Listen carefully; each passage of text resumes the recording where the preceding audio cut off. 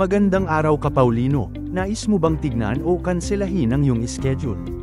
Upang matignan o makansela ang iyong nagawang schedule sundan lamang ang 5 hakbang na ito. Una, gumamit ng mga web browser katulad ng Google Chrome at i-browse ang www.pjg-appoint.ph. Ikalawa, pindutin ang Tignan ang Schedule na button na matatagpuan sa itaas na bahagi ng menu.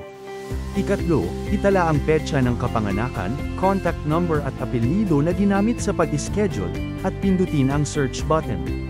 Pang-apat, maaari nang makita ang listahan ng iyong mga schedule. Kung ang araw ng schedule ay 3 araw o higit pa, maaari pa itong ma-cancel. Kung nais mo itong i-cancel, sundan ang ika-5 hakbang, pindutin ang cancel na button at ilagay ang petsa kung kailan mo ito ni-request. Panuorin ang susunod na video para sa aktwal na demo ng pagtingin at pagkansela ng iyong schedule.